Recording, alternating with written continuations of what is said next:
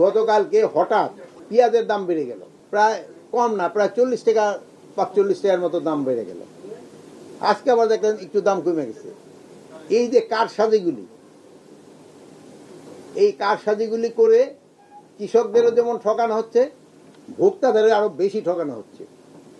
এই যে চক্রটা, এই চক্রটা আমরা খুঁজে বের করতে হবে। বাজার নিয়ন্ত্রণ করার জন্য তো আমদানি সিদ্ধান্ত নেওয়া হলো, যেহেতু হয় কি ওইটার দামটা তো দুই জীবনের মানে বাজার, আমার তো দুইজনের দিকে খেয়াল রাখতে হবে, কৃষকের দিকে খেয়াল রাখতে হবে, ভোক্তাদের দিকেও খেয়াল রাখতে হবে। এই ভোক্তাদের দিকে খেয়াল রাখ, বাট এটা আমরা ধরেন যে এই পেঁয়াজের দামটা যদি 70-এর মতো থাকে তবে হলো সবার জন্য সুবিধা, ভোক্তার জন্য সুবিধা, আর এই কি বলে কৃষকের জন্য সুবিধা।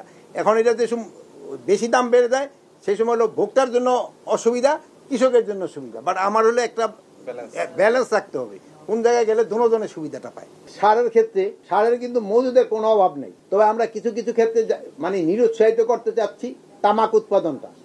তামাক উৎপাদনটা নিরুৎসাহিত করার জন্য আমরা তামাকের সার দেওয়ার ক্ষেত্রে আমরা একটু খুব তাড়াতাড়ি একটু কড়াকড়ি আরোপ করব, যেন যেহেতু তামাকের উৎপাদন করার পরে তামাক খেয়ে কোনো লাভ আমাদের কারো নাই, এটা খালি ক্ষতি ছাড়া কোনো কিছু নেই। মানুষের শুধু ক্ষতি, এটার থেকে আমরা কিভাবে বাঁচতে পারি এটার জন্য করা। প্লাস আপনারা দেখবেন এই সার নিয়ে আমাদের ইভেন্টে যে গরু আছে না, গরুরে পর্যন্ত সার খাওয়ায়, মাছের ভিতরে সার দেয়। এইগুলি কিন্তু আমাদের আজকে নিরাপদ খাদ্যের একটা সভা ছিল, এতে দেখা গেল যে আমাদের যে স্বাস্থ্যটা কত ঝুঁকির ভিতরে আছে। এই জন্য আপনাদের ভাইকে আমি অনুরোধ করব, এই সব সার ব্যবহারটা যেন কমে আনা যায়। আর হলো সবচেয়ে বেশি হলো করতেছে এই যে সারেই দেয় যেটা, ওই যে কি কীটনাশক, এই কীটনাশকের ভিতরে কয়েকটা জাত আছে খুবই খারাপ, এগুলি বাজার থেকে যেইভাবেও কিন্তু বন্ধ করতে হবে। এটা আমরা তো চেষ্টা করব, আপনাদেরও সাহায্য এবং সহযোগিতা আমাদের দরকার। আর একটা জিনিস হলো, আপনারা জানেন যে এবার কিন্তু আলুতে কৃষকরা কিন্তু খুবই সাফার করছে।